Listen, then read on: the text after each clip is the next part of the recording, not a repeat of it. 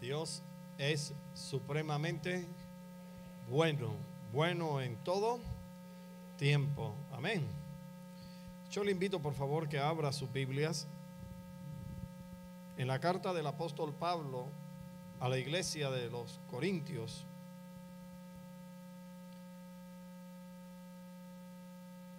Carta del apóstol Pablo a la iglesia de los Corintios. Primera de Corintios, capítulo 3, versos desde el 1 hasta el 5. Cuando todos lo tengan, me pueden decir amén con su manito levantada, así sabré yo.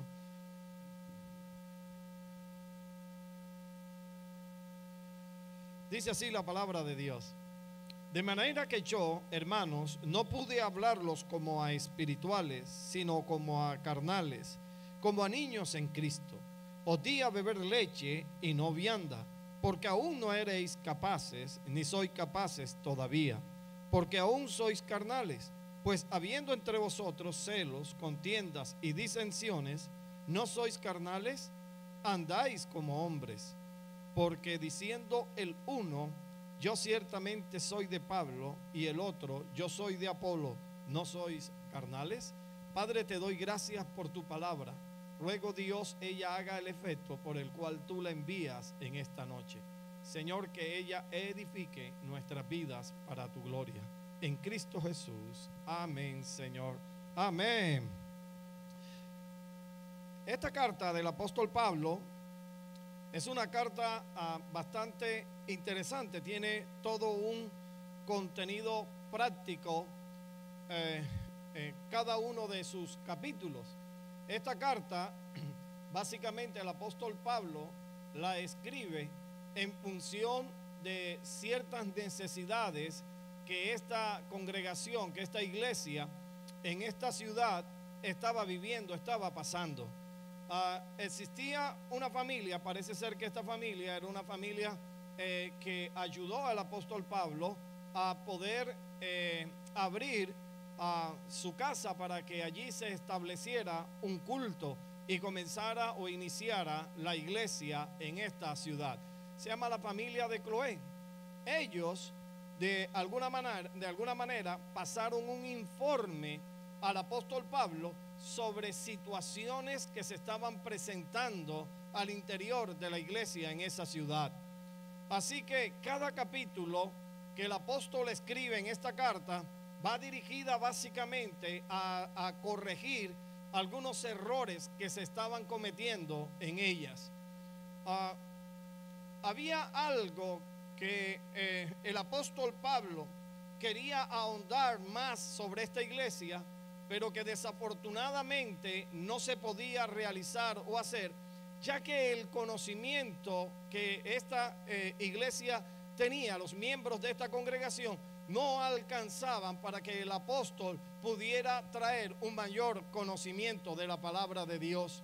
Así que lo que el apóstol Pablo le está diciendo a esta iglesia, que era una iglesia que era rica en dones, era una iglesia que no le faltaba ningún don, era una iglesia que tenía una elocuencia para la predicación de la palabra muy alta, era una iglesia que practicaba el amor fraternal, era una iglesia que amparaba y ayudaba a los necesitados, pero era una iglesia inmadura, era una iglesia que no podía aplicar los conceptos de la palabra de Dios a cada situación en particular que ellos estaban viviendo.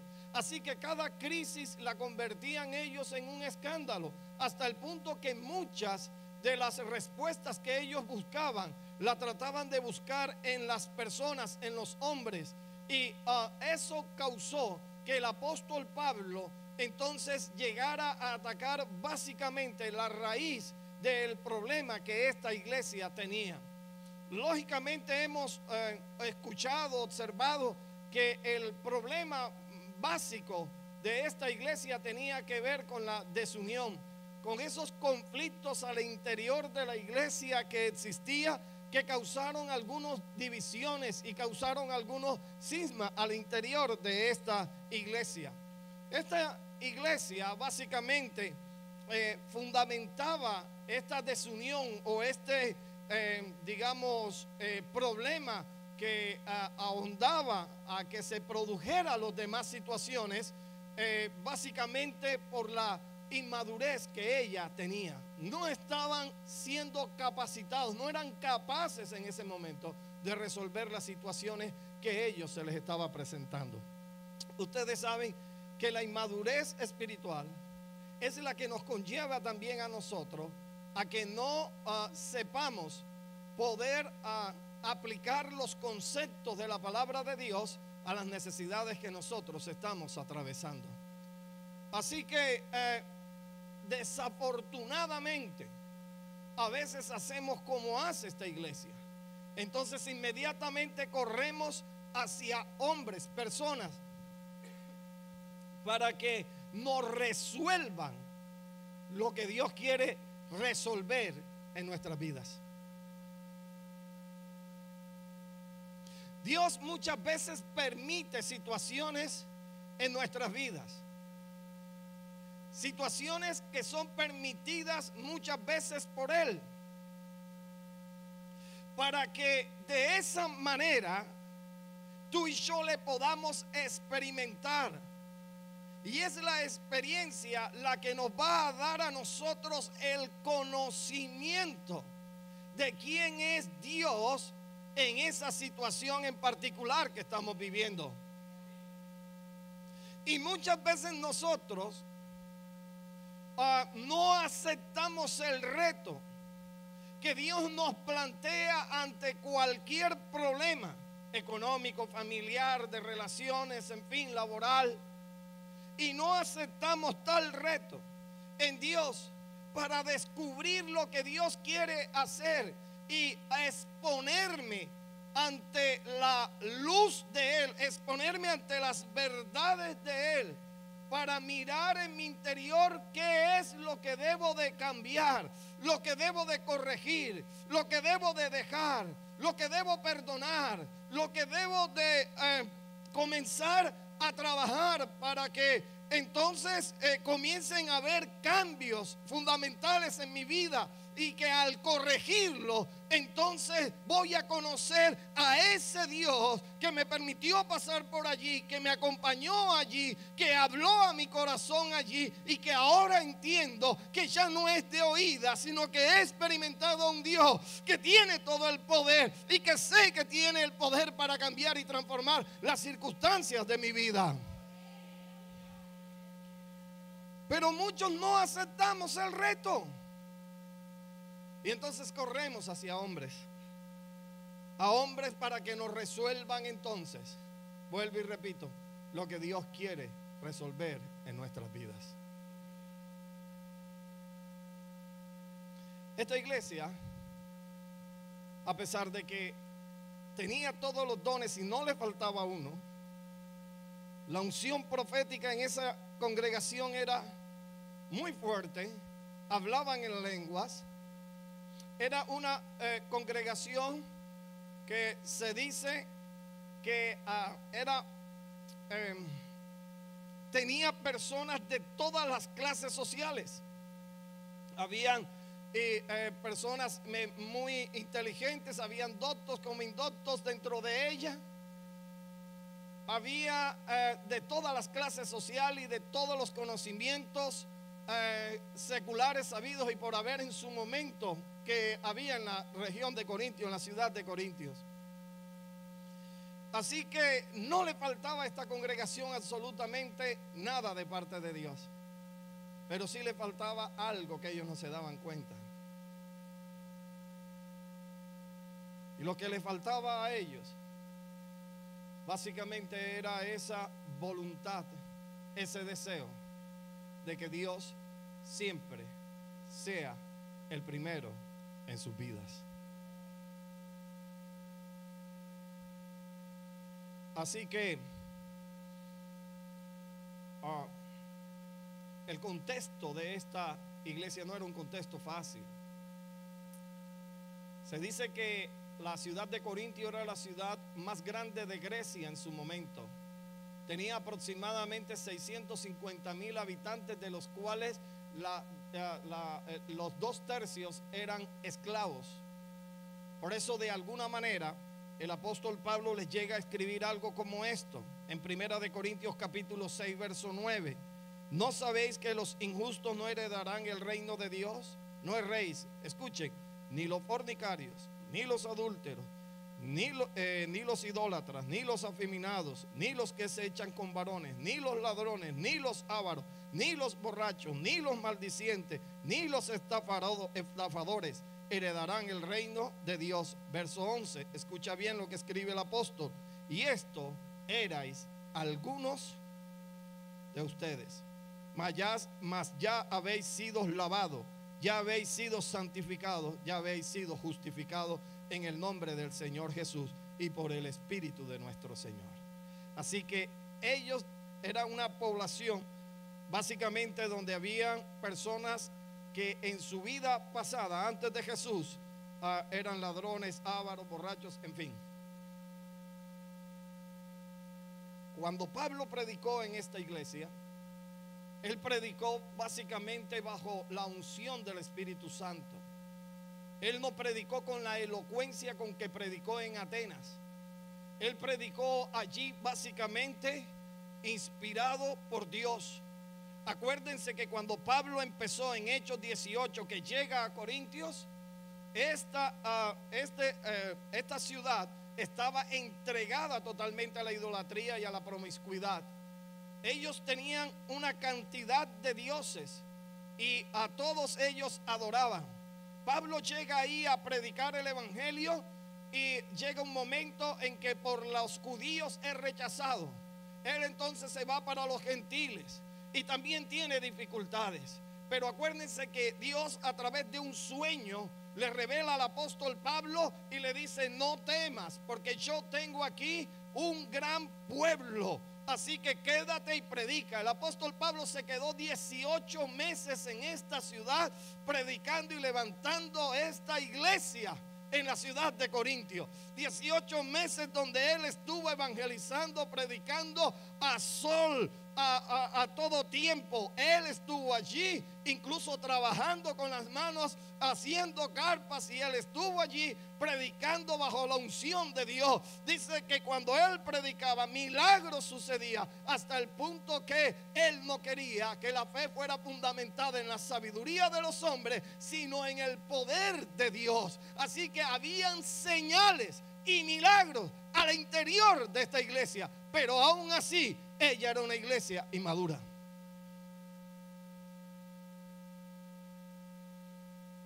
Era una iglesia inmadura. La inmadurez es lo que nos está matando a nosotros en el día de hoy. Es la inmadurez en el desconocimiento de la aplicación de las Sagradas Escrituras la que nos está llevando a las más hondas crisis familiares, económicas, emocionales, laborales. Es el desconocimiento de las verdades de Dios la que nos está produciendo conflicto en nuestra fe y nos está arrastrando a crisis de identidad con un Dios que se ha revelado a nuestras vidas en la persona del Señor Jesús. Es la inmadurez la que nos dice que solo nos basta con venir a un servicio. Es aquella que no acepta los retos que Dios nos impone en la vida. Es la inmadurez la que nos hace entonces retroceder para no alcanzar el propósito de Dios. Fue entonces a esta misma ciudad la que Dios dijo: tengo mucho pueblo en ella. Así que, mis hermanos, Dios quiere construir una iglesia sólida en la palabra de Dios. Una iglesia que esté fundamentada en las verdades de Él. Una iglesia que valore los designios de Él, que valore los pensamientos de Él, que valore los hechos de Él, que valore las obras que Él ha hecho en el presente, en el pasado y las que hará en el futuro. Así que, ¿en qué estaba basada entonces sus divisiones? Dice: en la preferencia personales de los creyentes por ciertas habilidades de sus predicadores, hasta el punto que se gloriaban y se jactaban de ello. Primera de Corintios 3:21 dice: así que ninguno se gloríe en los hombres, porque todos es vuestro.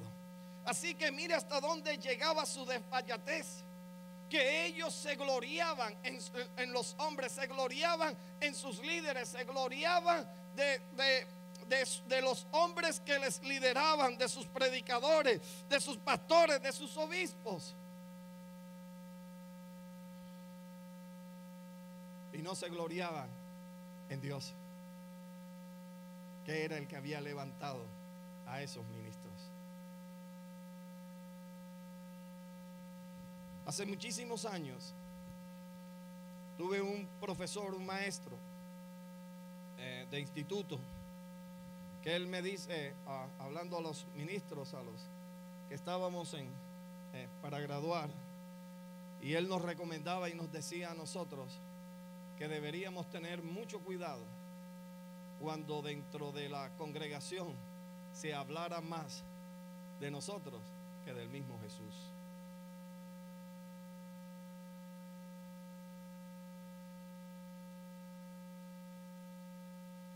Este es el silencio que me mata. Esto llevó entonces a los corintios a tener un gran problema con el esnovismo. El esnovismo se define como una exagerada admiración por todo lo que está de moda o sea considerado distinguido y elegante para aparentar ser igual que a ellos. Así que la exageración en cuanto a la admiración por cada uno de sus líderes o maestros hacía despreciar a otro, y esto causaba la división entre ellos. Vamos a poner un ejemplo, el del apóstol Pablo, y quiero que por favor me ayude mientras paso mi iPad. En 2 de Corintios capítulo 11 versículo 6, y dice que los que no admiraban a Pablo lo despreciaban porque él carecía de esa excelencia de orador. 2 de Corintios 11:6 dice: podré ser un orador inexperto, pero no me falta conocimiento. Estoy leyendo la Nueva Versión Internacional. Eso es algo que les hemos dejado bien claro a ustedes de todas las maneras posibles. Pablo reconocía entonces y le decía que él podría ser un orador inexperto, pero que él no le faltaba el conocimiento del Rey de la Gloria. Así que, ¿qué es lo que ellos admiraban? Ellos admiraban a Pablo porque seguramente él era el apóstol de los gentiles y comenzó la iglesia de Corintio, y que con grandes señales del poder de Dios la levantó. Ellos admiraban a Apolo porque era un judío elocuente, era un gran predicador. Sus sermones debían ser atractivos y la manera de presentar el mensaje de la palabra de Dios debía de ser bastante interesante. Ellos seguían o admiraban a Cefas o a Pedro porque era el apóstol de los judíos, un hombre de fuerte carácter y considerado una de las columnas de la fe cristiana. Algunos también entonces admiraban a Cristo.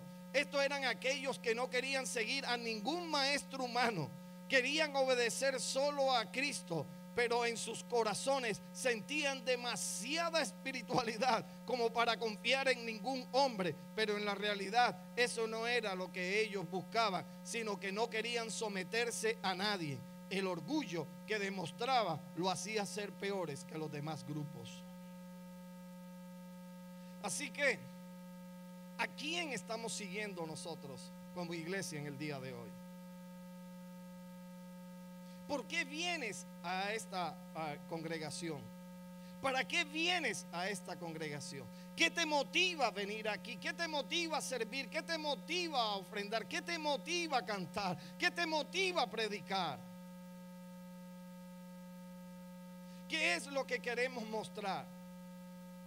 ¿Y a quién queremos mostrar?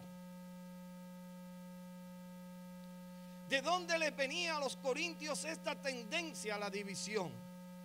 Sin lugar a dudas, este era el resultado de la influencia de los filósofos griegos, quienes visitaban las ciudades en busca de discípulos. A estos discípulos los sometían a un rito llamado bautismo de iniciación.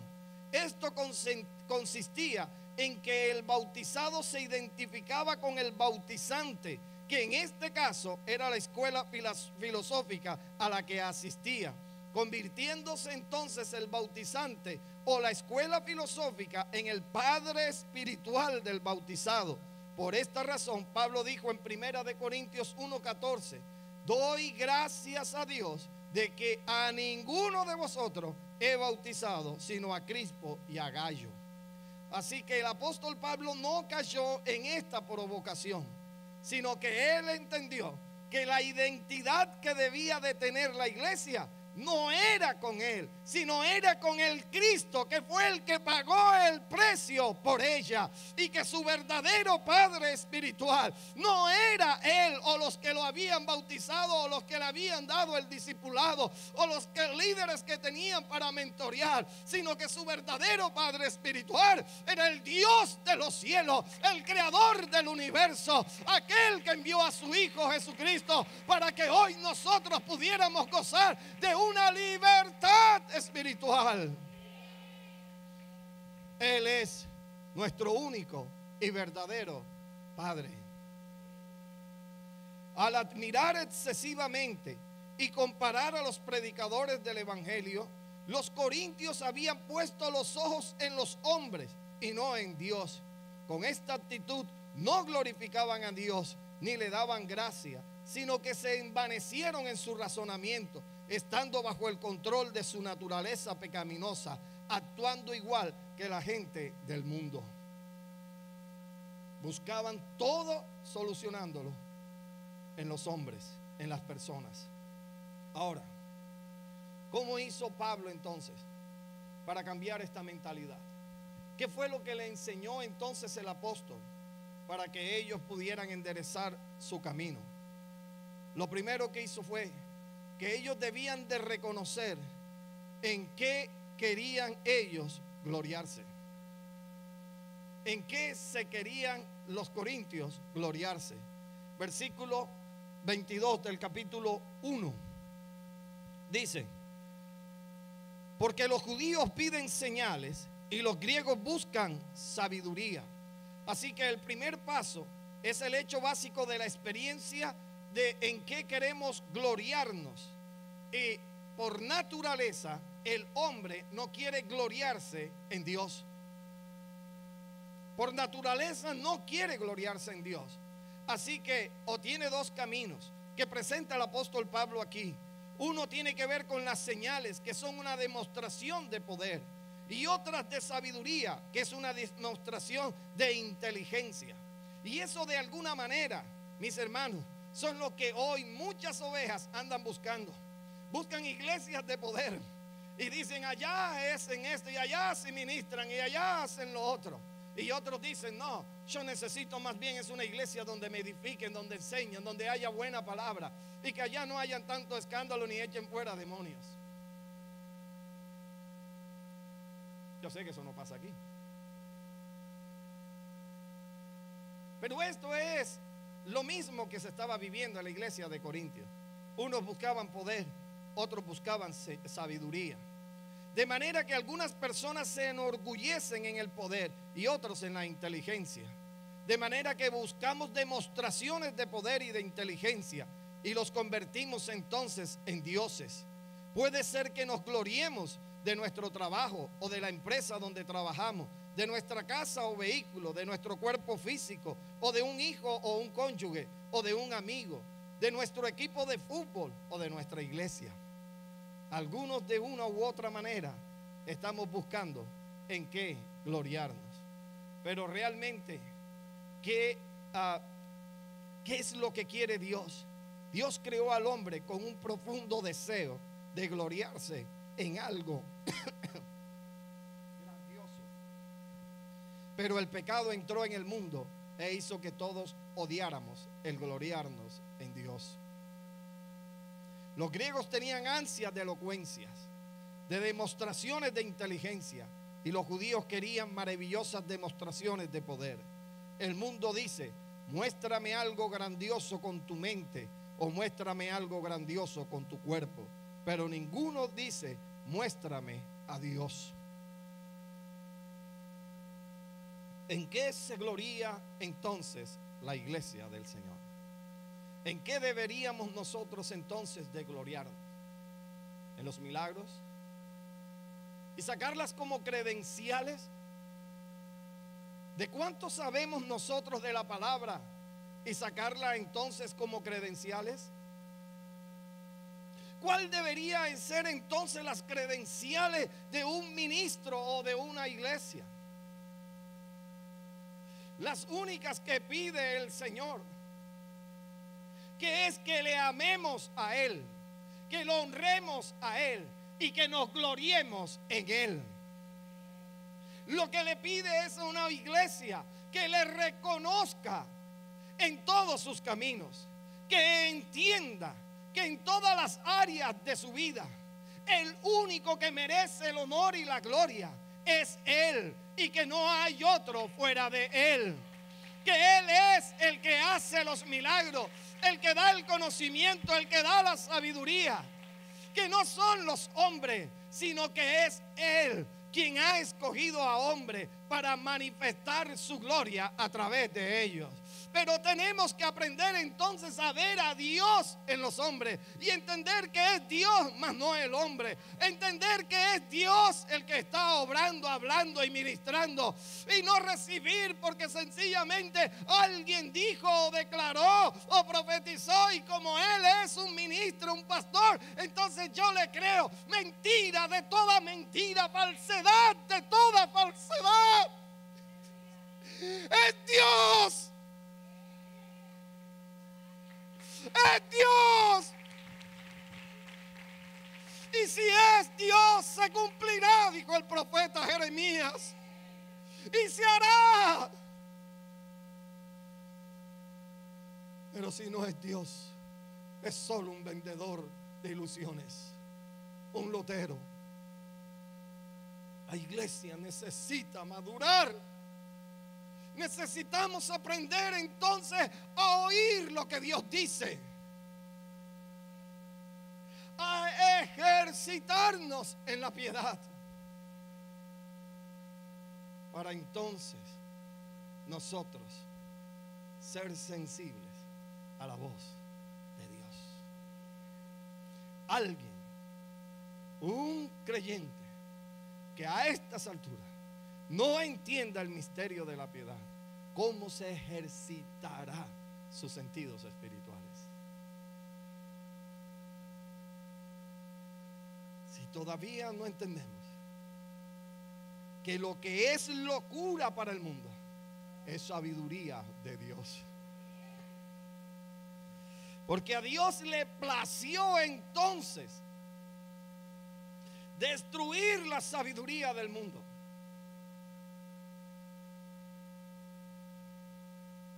A través de la predicación de la cruz.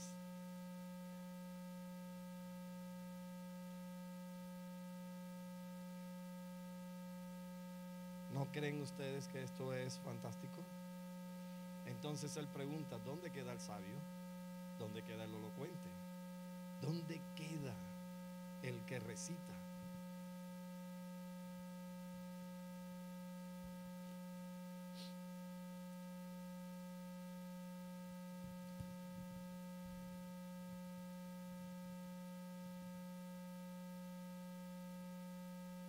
Dos, tenemos que afirmar o afirmarnos en la superioridad de Dios sobre todo lo demás. Versículo 25 del mismo capítulo 1 dice: porque lo insensato de Dios, y esto es tremendo, es más sabio que los hombres, y lo débil de Dios es más fuerte que los hombres. El segundo paso de Pablo es afirmar que todo lo que todos niegan, es decir, la superioridad de Dios sobre todo el poder y la sabiduría del mundo. En otras palabras, Dios es un tesoro de poder y un tesoro de sabiduría. Por eso el apóstol Pablo dice que Dios hizo a Jesús sabiduría para el mundo. Él lo hizo poder y sabiduría para el mundo. En Él escondió Dios todo lo que tú y yo necesitamos saber y todo lo que tú y yo necesitamos entender. Pablo quería estampar esta verdad en nosotros tan profundamente que dice, escucha bien, que la insensatez de Dios es mayor que toda la sabiduría de los hombres, y lo débil de Dios es más fuerte que todo el poder que el hombre pueda desatar. Cuando Dios se agachó para dejar que los hombres se burlaran de él, lo golpeen, lo crucifiquen y lo traspasen con una lanza o lo apuñalen, destruyó el poder de Satanás, perdonó los pecados de la humanidad y reivindicó la gloria de su nombre. Un acto de debilidad de él, pareciera que fuera un acto de debilidad de él, entregándose allí en una cruz, dando su vida por rescate de los demás. La humanidad no podía entender qué estaba pasando, el cuadro que se estaba pintando en el Gólgota.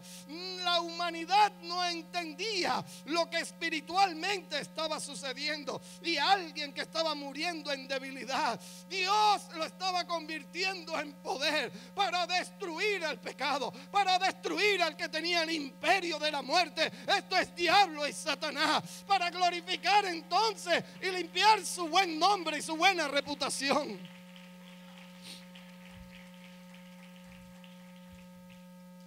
Lo que digamos sea insensatez de Dios es más sabio que toda la sabiduría. Mire, por eso tú le dices a alguien que se arrepienta y él dice, ¿de qué tengo que arrepentirme? La autosuficiencia y la autojustificación, el orgullo que Satanás con que mordió a la raza humana, no le deja ver con claridad, no le deja ver esta verdad. Para él eso es locura. No entendía que ese hombre, el Hijo de Dios, que estaba entregando su vida en esa cruz, era el único camino para poder llegar al Padre. Y entonces el hombre puede crear la cantidad de caminos, y con toda su sabiduría querrá arar caminos para alcanzar a Dios. Pero Dios dijo, no hay muchos caminos, no existen muchos caminos, hay un camino, y ese camino es el que yo establecí, y ese camino tiene nombre propio y se llama Jesús, y nadie podrá venir a mí si no es por medio de él. No son las religiones, nunca tiene que ver la sabiduría humana, nada de las obras, nada podrá comprar el reino de los cielos, ni las buenas acciones, ni las obras de misericordias. Entonces Dios se le atravesó la sabiduría humana y le dijo, mira, puedes tener tanto conocimiento en letras, en números, puedes tener tanto conocimiento en esto, en lo otro, pero para la salvación, el único conocimiento que necesitas saber es el de la piedad. Dios dio a su Hijo en una cruz para rescatar a la humanidad. Algo tan sencillo como eso le es tropezadero para muchos, de no reconocer al Señor Jesús como Señor y Salvador de sus vidas.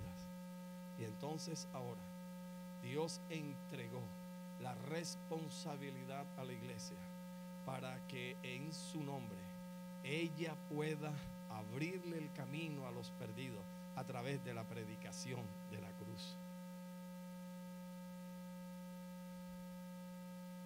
Dios prendió entonces al sabio en su propia sabiduría. Dios estableció entonces un nuevo parámetro, un nuevo camino. 3. Describe cómo Dios entonces maneja el orgullo de la humanidad. El tercer paso de Pablo es descubrir cómo Dios maneja el amor del hombre por la inteligencia y el poder humano. Verso 19 y 21. Verso 19 dice: Pues está escrito: destruiré la sabiduría de los sabios y desecharé el entendimiento de los entendidos. Verso 21. Pues ya que en la sabiduría de Dios el mundo no conoció a Dios mediante la sabiduría, agradó a Dios a salvar a los creyentes entonces por la locura de la predicación. En su sabiduría Dios decidió bloquear todas las vías que los hombres estén construyendo hacia el cielo por medio de su propio esfuerzo, poder o inteligencia, y puso en su lugar una angosta puerta y una vía difícil, esto es, la vía del Calvario y la puerta de la cruz.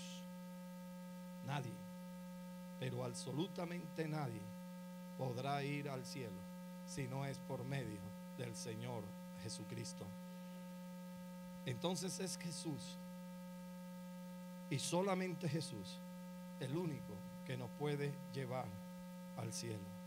Por eso Pablo le dice a la iglesia de Corintios: pues mirad, hermanos, verso 26, vuestra vocación, que no sois muchos sabios según la carne, ni muchos poderosos, ni muchos nobles. Pablo le decía a ellos: reconozcan ustedes que ustedes no eran sabios, ni tampoco eran elocuentes, y mucho menos eran ustedes poderosos económicamente. Y entonces dice: sino que entiendan bien que lo necio del mundo, ustedes, escogió Dios para avergonzar a los sabios, y lo débil del mundo escogió Dios para avergonzar a lo fuerte, y lo vil del mundo y lo menospreciado escogió Dios, y lo que no es, para deshacer lo que es. Escucha bien, verso 29: a fin de que nadie se jacte en su presencia, mas por él, hablando de Jesús, estáis vosotros en Cristo Jesús, el cual nos ha sido hecho por Dios sabiduría, justificación, santificación, redención, para que, como está escrito, el que se gloríe en el Señor. ¡Aleluya! Es entonces Jesús el centro. Es entonces Jesús el único digno de recibir la gloria. Es el único digno de venir a adorar, a exaltar, a glorificar, a engrandecer. El capítulo 5 del libro de Apocalipsis, donde muestra y revela la adoración que Jesús está recibiendo en el cielo por lo que Él hizo por la humanidad. Así que Él sigue siendo y seguirá siendo el dueño y Señor de la iglesia.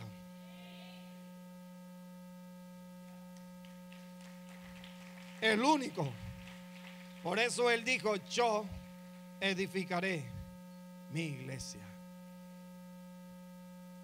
Como nos enseñaban el domingo, Dios empezó una buena obra contigo. Dios está trabajando para que en todas las áreas de tu vida tú le reconozcas y yo le reconozca como el Señor de nuestras vidas, el único que merece el honor, la gloria y el poder. Amén.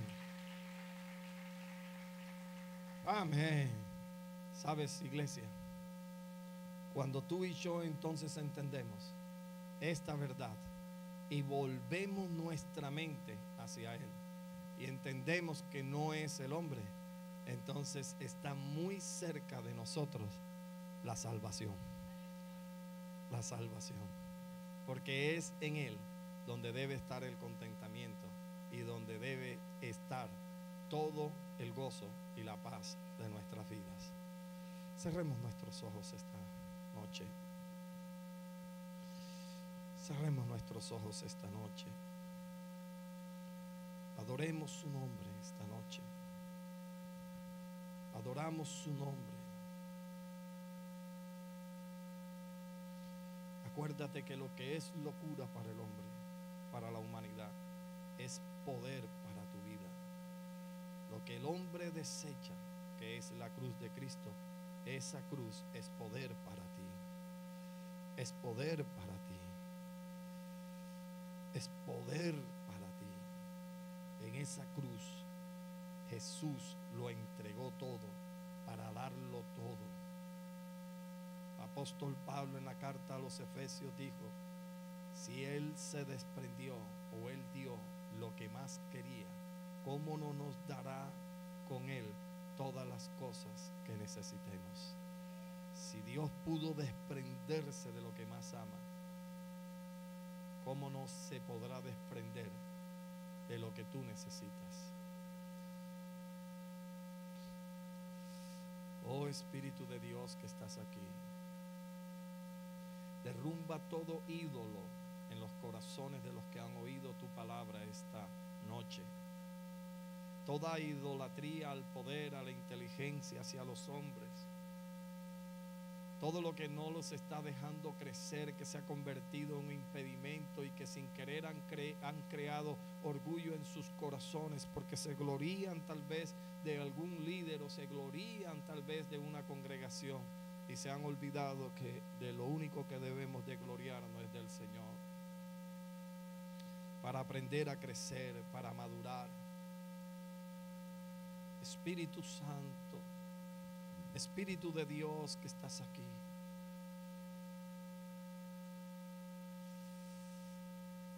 desata ahora nuestras mentes y corazones. Espíritu Santo, ahora ilumina los ojos de nuestro entendimiento, que podamos tener un cara a cara como tuvo Moisés contigo, como tuvo Job contigo, como tuvo Pablo, Señor eterno, camino a Damasco contigo. Que tengamos un cara a cara en cada una de esas áreas donde todavía confiamos en nuestra fuerza, donde todavía confiamos en nuestra inteligencia, donde todavía confiamos, Señor eterno, en nuestra cultura, en nuestro parecer. Señor, ahora ven y destrúyelo en nuestra vida y crea, oh Dios, en nosotros, bendito Dios, aquello nuevo que tú tienes reservado para los que te aman. Oh Espíritu Santo, que tú nos ayudas a vivir la vida agradable, la vida que nos lleva a la vida eterna, la vida de victoria, la vida gloriosa, Señor eterno, que no necesita de las cosas externas, sino que solo la experiencia contigo produce el contentamiento que nos hace estar estable, cualquiera que sea nuestra situación emocional o circunstancial externamente. Y descendai guamaya, zundahai ki amai sekendalei guamaya. Espíritu de Dios, danos oído para oír, danos ojos para ver, para comprender y entender que eres tú el centro y que tú no compartes tu gloria con nadie. Que tú eres el Señor de la iglesia y de nuestras vidas. Guárdanos al salir de este lugar. Cúbrenos con tu sangre y líbranos del mal. En Cristo Jesús, Señor nuestro. Amén, Señor. Amén. El Dios del cielo te bendiga, Dios te guarde.